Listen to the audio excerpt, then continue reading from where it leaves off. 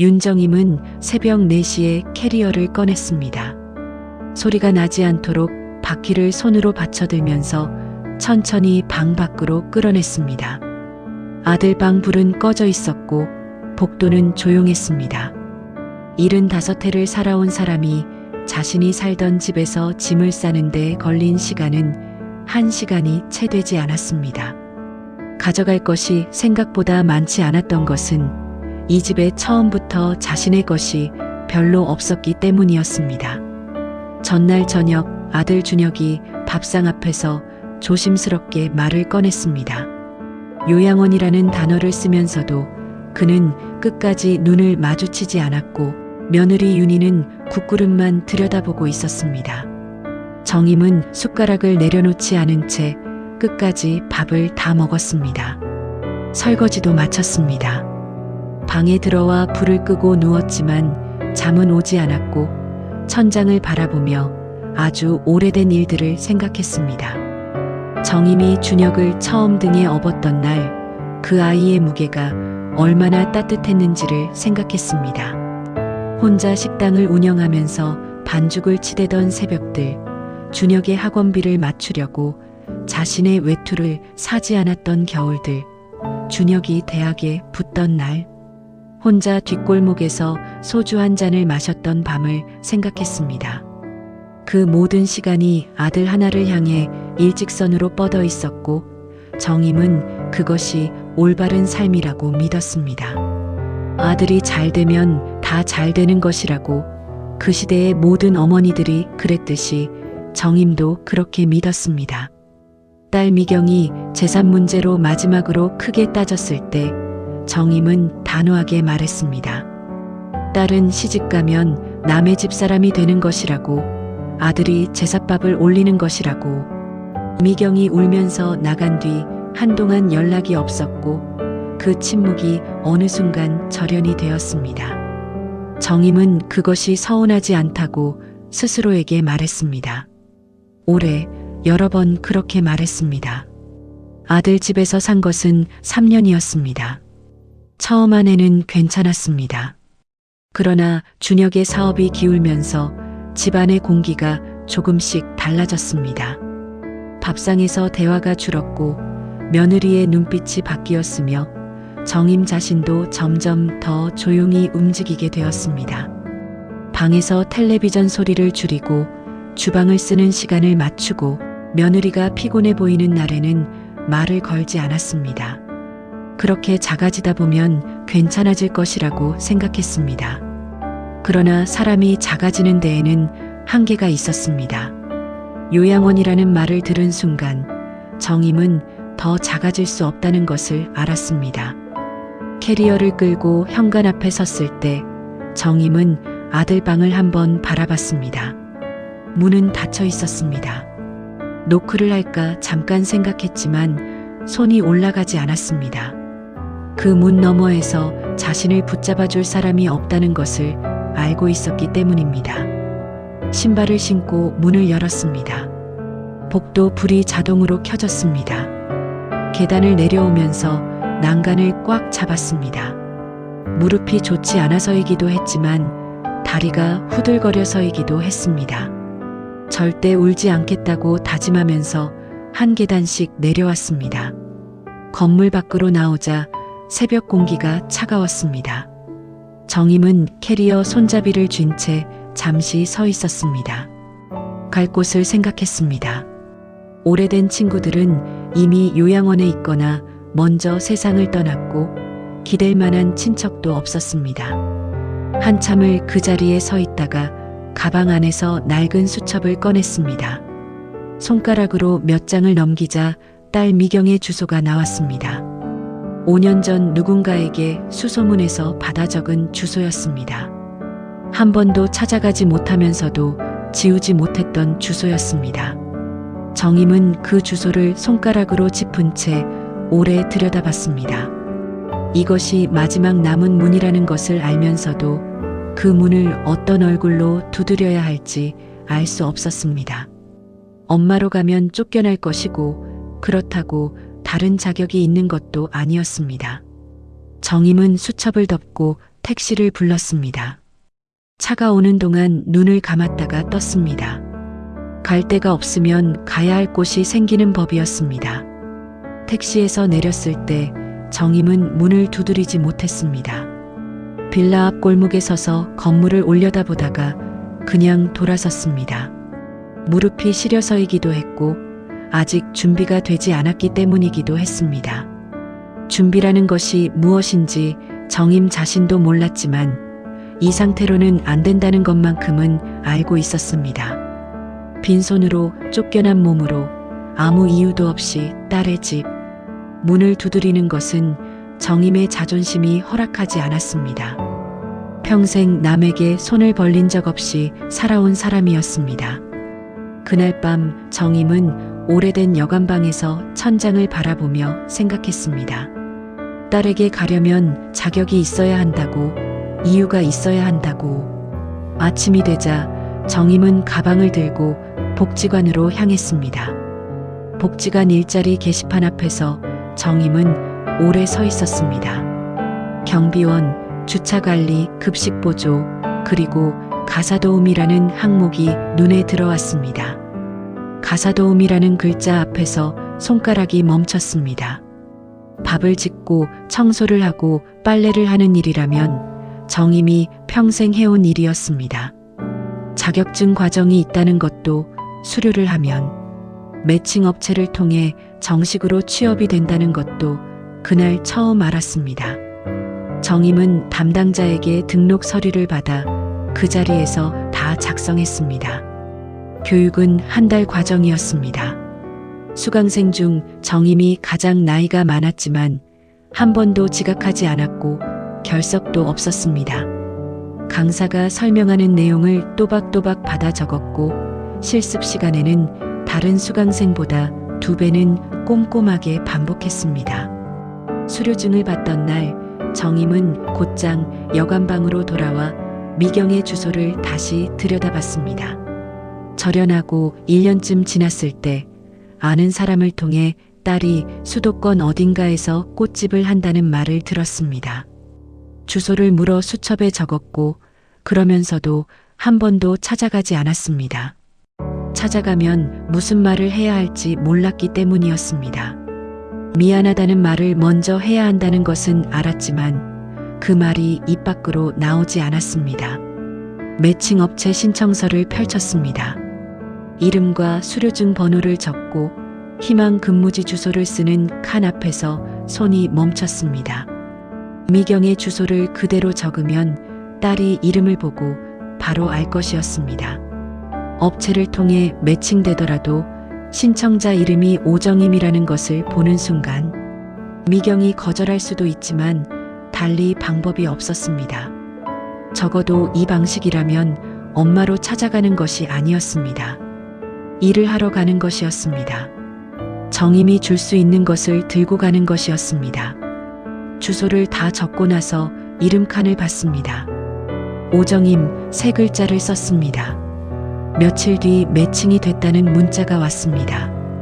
이름을 봤을 텐데 수락했다는 것인지 아니면 이름을 미처 확인하지 못한 것인지 알 수 없었습니다.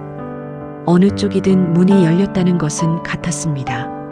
정임은 내일 입고 갈 옷을 꺼냈습니다. 구겨진 곳이 없는지 살펴보고 옷걸이에 걸었습니다.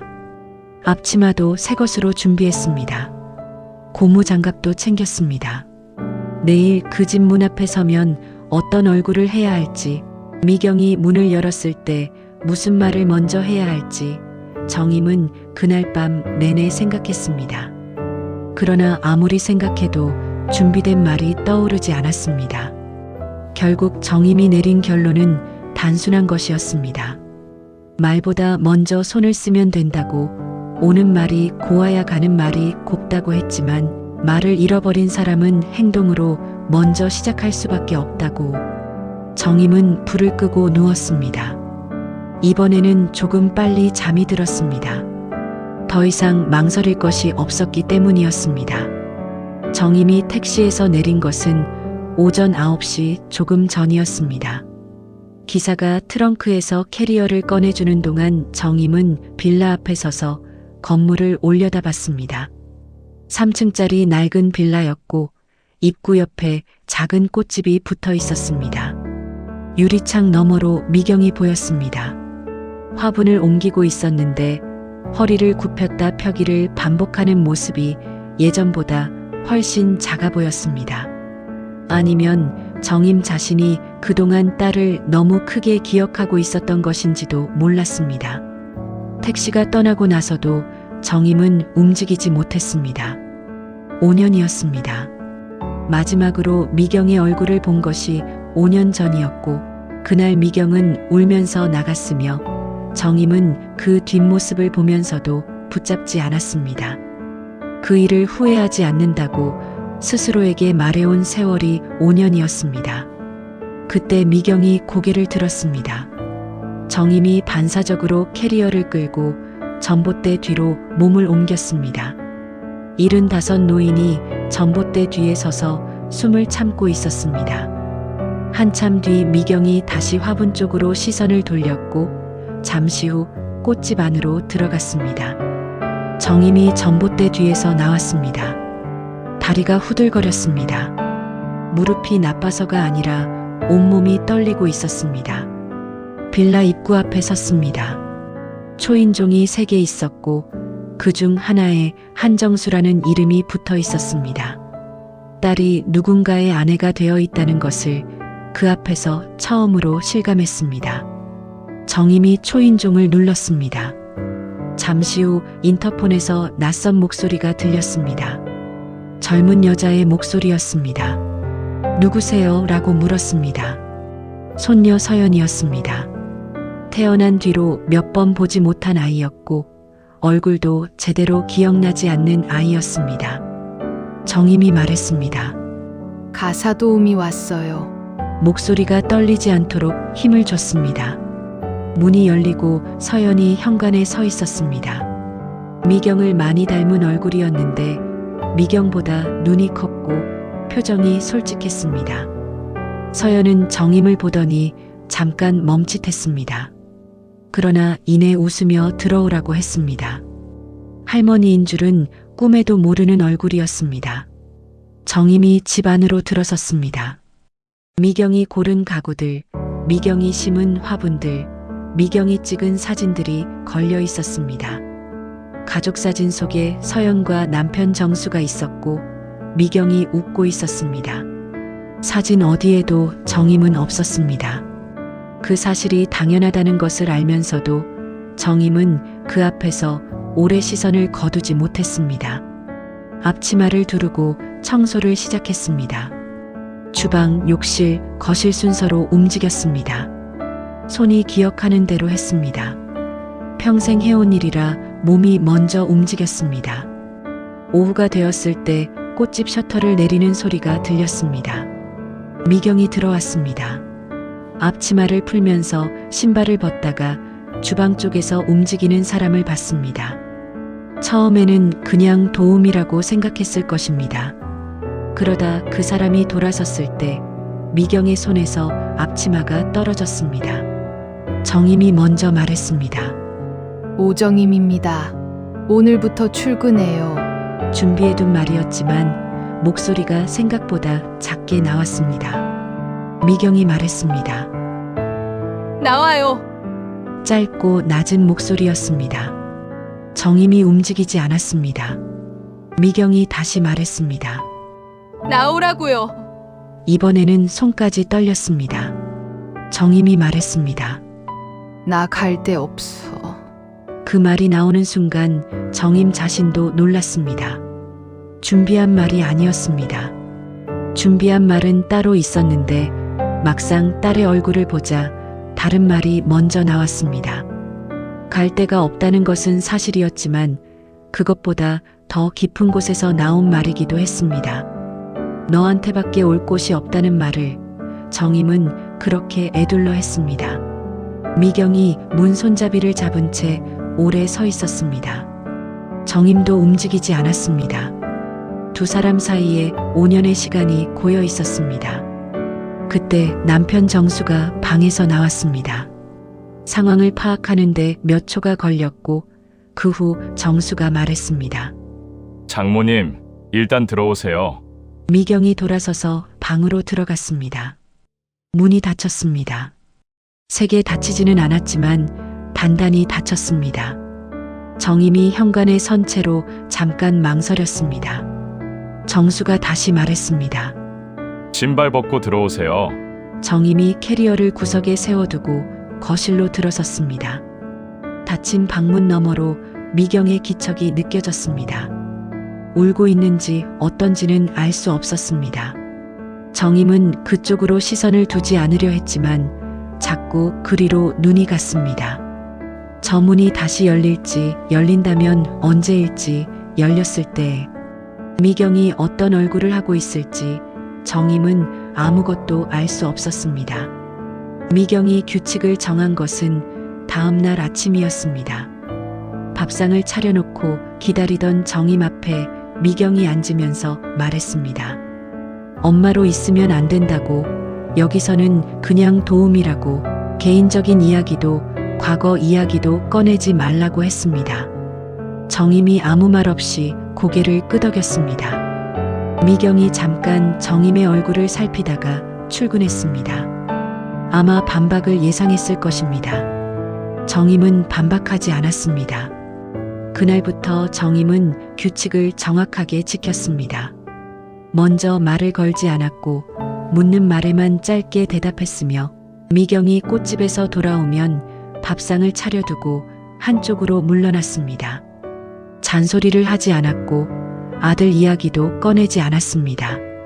정임이 할 수 있는 것은 손으로 하는 일뿐이었으므로 손이 닿는 모든 곳을 정성껏 했습니다. 미경이 바빠서 미처 신경 쓰지 못한 구석들, 서연이 어질러 놓고 잊어버린 자리들을 조용히 치웠습니다. 말 대신 그렇게 했습니다. 미경은 처음에 그것을 못 본 척 했습니다. 고맙다는 말도 하지 않았고 맛있다는 말도 하지 않았습니다. 그러나 정임은 알아챘습니다. 미경이 밥을 먹는 속도가 조금씩 느려졌다는 것을, 반찬 그릇이 전보다 깨끗하게 비워진다는 것을, 그것으로 충분하다고 생각했습니다. 당장 말이 필요한 것이 아니었습니다. 변화는 서연에게서 먼저 왔습니다. 엄마가 외할머니 이야기를 한 번도 해준 적이 없어서 나쁜 사람인 줄 알았다고, 그런데 막상 보니까 그냥 보통 할머니 같다고 했습니다. 정임이 그 말을 듣고 한참 아무 말도 하지 못했습니다. 나쁜 사람이 아니라 그냥 보통 사람이라는 말이 칭찬보다 더 깊이 들어왔습니다. 남편 정수가 정임에게 먼저 말을 건 것은 그로부터 며칠 뒤였습니다. 저녁을 먹고 미경이 꽃집 마감을 하러 나간 사이 정수가 조용히 옆에 앉았습니다. 미경이 매년 어머니 생신날 혼자 운다고 했습니다. 자신은 모르는 척하지만 알고 있다고, 미경이 어머니를 미워하는 것이 아니라 그냥 오래 서운했던 것이라고 했습니다. 그날 밤 정임은 잠을 자지 못했습니다. 미경이 생신날마다 혼자 울었다는 말이 머릿속에서 떠나지 않았습니다. 딸이 자신을 미워한다고 생각했습니다. 아니면 이미 잊었거나. 그런데 잊은 사람은 울지 않는다는 것을 정임은 그날 밤에야 알았습니다. 정임은 천장을 바라보며 자신이 얼마나 오래 잘못된 방향으로 생각해왔는지를 가만히 되짚었습니다. 며칠 뒤 저녁이었습니다. 서연이 외출하고 정수도 늦는 날이었습니다. 미경과 정임이 처음으로 둘만 밥상 앞에 앉았습니다. 미경이 밥을 먹다가 말했습니다. 엄마, 왜 재산을 오빠한테만 줬어? 목소리가 낮고 조용했습니다. 오래 참아온 사람의 목소리였습니다. 정임이 숟가락을 내려놓고 한참이 지나서 말했습니다. 그때는 그게 맞는 줄 알았어. 딸은 시집 가면 남의 집 사람이라고. 우리 어머니도 그랬고 그 시대가 다 그랬어. 근데 지금은 그게 틀렸다는 거 알아. 미경이 말했습니다. 이제 알면 뭐해? 정임이 말했습니다. 그러게. 두 사람이 오래 말없이 앉아 있었습니다. 미경이 숟가락을 들었다 놨다 하다가 말했습니다. 엄마, 나 어릴 때 엄마가 오빠 머리 쓰다듬을 때마다 나도 한 번만 해줬으면 했어. 딱 한 번만이라도. 목소리가 작았지만 그 말의 무게는 작지 않았습니다. 수십 년 동안 말하지 못하고 쌓아온 것이 그 한 문장 안에 다 들어 있었습니다. 정임은 눈꺼풀 안쪽이 뜨거워지는 것을 느끼면서 천천히 입을 열었습니다. 미안하다. 그 한마디가 나오는데 75년이 걸렸습니다. 미경이 고개를 돌렸습니다. 눈물이 나오지 않도록 참는 것이 보였습니다. 한참 뒤 미경이 다시 밥그릇을 들었습니다. 아무 말도 하지 않았지만 대답이었습니다. 그날 저녁 설거지를 마치고 정임이 앞치마를 벗는데 미경이 말했습니다. 내일 꽃집에 화분 배달이 많이 오는데 손이 부족하다고 도와줄 수 있으면 좋겠다고 했습니다. 도움이 일 말고 그냥 사람이 필요하다는 말이었습니다. 짧은 대화였지만 두 사람 모두 알았습니다. 무언가가 조금 달라졌다는 것을. 아직 다 풀린 것은 아니지만 이제 풀릴 수 있는 방향으로 돌아섰다는 것을. 봄이 오는 것을 정임은 꽃집에서 먼저 알았습니다. 정임은 매일 아침 꽃집 앞에 화분을 내놓고 물을 줬습니다. 처음에는 미경이 시키는 것만 했지만 어느 순간부터는 어떤 화분을 어디에 두면 좋은지 자신이 먼저 판단하게 됐습니다. 미경이 그것을 고치지 않는 날이 늘었습니다. 아들 준혁이 찾아온 것은 그 무렵이었습니다. 미경의 꽃집 앞에서 기다리고 있던 준혁은 정임을 보자 모셔가겠다고 했습니다. 잘못했다고 반성하고 있다고 했습니다. 목소리가 조심스러웠고 표정에 미안함이 있었습니다. 정임은 아들의 얼굴을 오래 바라봤습니다. 이 아이를 위해 딸의 목까지 모든 것을 건넸고 이 아이가 잘 되는 것이 자신의 삶이라고 믿었습니다. 그런데 그 아이가 가장 먼저 한 일이 자신을 내보내는 것이었습니다. 그 사실이 이제는 원망으로 남아있지 않았습니다. 다만 오래되고 무거운 사실로 가슴 안에 자리하고 있을 뿐이었습니다. 정임이 말했습니다. 여기 있겠다고 갚아야 할 것이 있어서라고 했습니다. 준혁은 한동안 그 자리에 서 있다가 돌아갔습니다. 정임은 돌아보지 않았습니다. 돌아보지 않아도 아들의 발소리가 멀어지는 것이 들렸습니다. 가슴이 아프지 않다고 하면 거짓말이었지만 그것이 자신이 내린 결정이라는 것도 알고 있었습니다. 그날 밤 미경이 정임의 방문을 두드렸습니다.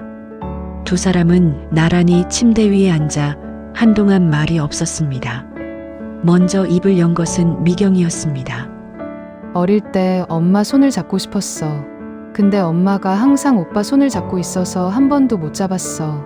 지금이라도 잡아줄 수 있어? 50살 딸이 75 엄마에게 하는 말이었습니다. 정임이 천천히 손을 뻗어 미경의 손을 잡았습니다. 정임이 말했습니다. 손이 거칠어졌네. 꽃집 하다 보면 그렇지 뭐. 어릴 때는 보들보들했는데. 미경이 고개를 엄마의 어깨에 기댔습니다. 어릴 때 한 번도 해보지 못한 것이었습니다. 정임은 손을 올려 미경의 머리를 쓰다듬었습니다. 수십 년 전에 했어야 할 것을 이제야 했습니다. 두 사람 모두 아무 말도 하지 않았습니다. 그 침묵이 오히려 그동안의 어떤 말보다 많은 것을 담고 있었습니다. 그 뒤로 집안의 공기가 달라졌습니다. 미경이 먼저 말을 걸기 시작했습니다. 꽃집에서 있었던 일을 이야기하거나 서연이 요즘 어떻다는 것을 전했습니다. 정임이 짧게 받아치면 미경이 웃었습니다. 서연은 할머니에게 저녁 메뉴를 묻는 것이 일상이 됐고 정수는 출근하며 자연스럽게 인사를 나눴습니다. 누가 정한 것도 아닌데 네 사람이 저녁을 함께 먹는 날이 늘었고 밥상 앞에서 웃음소리가 나는 날도 생겼습니다. 어느 일요일 아침 정임이 미경에게 말했습니다. 된장을 담가도 되겠냐고 오래 쓴 항아리가 하나 있으면 된다고 했습니다. 미경이 잠깐 정임을 보더니 말했습니다. 베란다에 있다고 오래됐지만 쓸 수 있을 거라고 했습니다. 그러면서 같이 하겠다고 했습니다. 자신도 배우고 싶었는데 물어볼 사람이 없었다고 했습니다. 그날 오전 두 사람이 나란히 베란다에 앉아 된장을 담갔습니다. 미경이 물을 얼마나 넣어야 하냐고 물으면 정임이 손으로 가늠해 보여줬고 간이 충분한지 미경이 먼저 맛을 보고 정임에게 넘겼습니다. 항아리에 뚜껑을 덮으면서 미경이 물었습니다. 이게 익으면 뭐 해먹을 거냐고. 정임이 말했습니다. 내가 좋아하는 것 해줄 거라고. 미경이 잠깐 손을 멈췄다가 다시 움직였습니다. 좋다고 했습니다. 된장이 익으려면 여름이 지나야 했습니다. 정임은 그것을 알면서 항아리를 햇볕이 잘 드는 자리에 뒀습니다. 가을쯤 되면 뚜껑을 열 수 있을 것이었습니다. 그때도 자신이 이 집에 있을 것인지, 미경이 그것을 허락할 것인지 정임은 확신할 수 없었습니다. 그러나 항아리를 그 자리에 두는 것이 일종의 약속처럼 느껴졌습니다. 말로 하지 않은 약속이었지만 두 사람 모두 아는 약속이었습니다. 저녁 밥상에 넷이 앉았습니다. 서연이 물었습니다. 할머니, 요즘 기분 어때요? 정임이 된장찌개를 뜨다가 말했습니다. 좋아. 서연이 다시 물었습니다. 왜요? 정임이 잠깐 생각하다가 말했습니다. 따뜻해서. 미경이 아무 말 없이 정임의 그릇에 반찬을 올려줬습니다. 정임이 못 본 척하며 먹었습니다. 창밖으로 봄볕이 들어왔고 좁은 밥상 위로 네 사람의 그림자가 나란히 겹쳤습니다. 집은 처음부터 있는 것이 아니었습니다. 함께 밥을 먹고 손을 맞잡고 기다려준 시간들이 쌓여서 만들어지는 것이었습니다. 정임은 그것을 75에 배웠습니다. 늦었지만 그래도 배웠습니다. 그리고 그것으로 충분했습니다.